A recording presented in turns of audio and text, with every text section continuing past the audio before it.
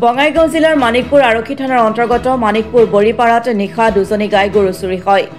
বঙাইগাঁও জিলাৰ মানিকপুৰ আৰক্ষী থানাৰ অন্তৰ্গত মানিকপুৰ বৰিপাৰা গাঁৱৰ বুদ্ধদেৱ দাসৰ ঘৰৰ গোহালিৰ পৰাই নিশা দুইজনী গাই গৰু চুৰি কৰি লৈ যায় চোৰে। মাত্ৰ 15 দিনৰ পূৰ্বে গাই দুজনী পোৱালি জন্ম দিছিল। পোৱালি দুটা এৰি থৈ যায়। অতি দৰিদ্ৰ পৰিয়ালৰ চুৰি হোৱা বাবে পৰিয়ালটোৰ ঘোৰ অমানিশা নামি আহিছে।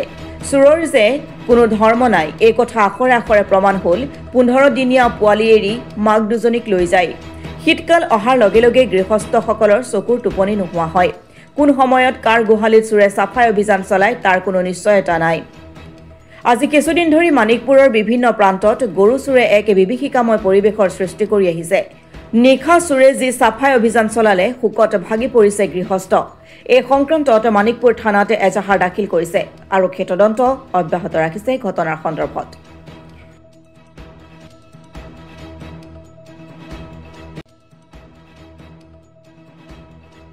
মই ধৰি লওঁ এই গৰু দুটা নহা হ'ল যে আমি কিনকে এখন খাম সেইটোৱে আৰু মোৰ মানুহটো ধৰি লওঁ চকুত অলপমান দুখ পাই কাম কৰিব নোৱাৰে। এখন গৰু দুটা পুহিয়ে আমি খাই আছিলোঁ গাখীৰ বিক্ৰী কৰিয়ে। এটাৰ হৈছিল 15 দিনমান, এটাৰ 1 মাহমান হৈছিল। আজি সেনেকৈ লৈ গ'ল।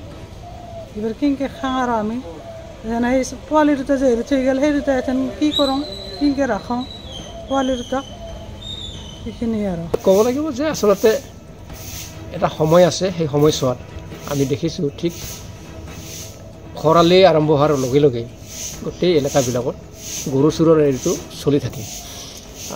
এতিয়া কথা হৈছে কি এইটো মানিকপুৰৰ যে বুদ্ধদেৱ দাস তেওঁৰ দুজনী খুব মানে গাখীৰ দিয়া গাই ক্ষীৰতী গাই তিনিজনী এজনী তাৰমানে আমাৰ স্থানীয় গৰু এইটো বেছি তেওঁলোকে মন কাণ কৰা নাই। কিন্তু এই দুজনীৰ তাৰমানে আমাৰ যিটো ক্ৰছ বুলি কয় এই ক্ৰছ গাই আছে।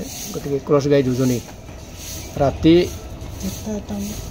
বোধহয় খুব সম্ভৱ 12টা মানত হ'ব। এইটো খুব সম্ভৱ যেতিয়া মানুহ টোপনি একেবাৰে লালকাল হৈ যায় তেতিয়াই আচলতে এই ঘটনাটো কৰিছে। আৰু 2টামান বজাত পৰিয়ালে গম পাইছে, কাৰণ তেওঁলোকৰ লাভ হোৱাকৈ যি দুজনী ক্ৰছ বা বেছিকৈ গাখীৰ দিয়া গাই সেই দুজনীক উলিওৱাৰ কাৰণে সন্মুখত থকা তেওঁলোকৰ লোকচান বুলি ভবা গাইজনী আৰু অন্য গৰু দামুৰী গৰু বা তেনেধৰণৰ গৰু আছিল সৰু সেইবিলাক এৰি দিলে। এৰি দি লৈ গ'ল। নিয়াৰ পিছত সেই গৰু যেতিয়া চোতালত আৰু ৰাস্তাত যেতিয়া খোজ কঢ়া আৰম্ভ কৰিলে তেতিয়া পৰিয়ালে গম পালে। তেতিয়া মাতামাতি কৰি তেওঁলোকে গোহালি মানে পৰীক্ষা কৰিলে যে গোহালিত ডাঙৰ গাই দুজনী অৰ্থাৎ গাখীৰ দিয়া গাই দুজনী নাই। আৰু এই গাই দুজনী আচলতে 1.5 মাহ বা 1 মাহ এনেধৰণৰ হৈছিল পোৱালি দি যে গাখীৰ বিক্ৰী কৰা আৰম্ভ হৈছিল মাত্ৰ। গতিকে তেনে অৱস্থাত নিছে, কাৰণ গৰীব পৰিয়াল গাখীৰে অৱলম্বন আছিল। এতিয়া তেওঁলোকৰ যিটো আৰ্থিক সংকট এই সংকটটো এতিয়া ঘনীভূত হৈ আহিব।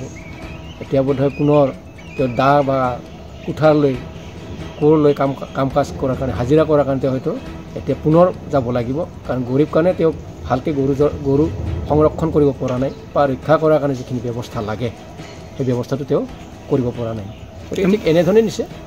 আমি দেখা পাইছোঁ দুটাকৈ কোমলীয়া পোৱালি এৰি থৈ গৈছে। কি ক'ব এই ক্ষেত্ৰত? পোৱালিবিলাক তেওঁলোকৰ কামত নালাগে সেইকাৰণে এৰি থৈ গৈছে।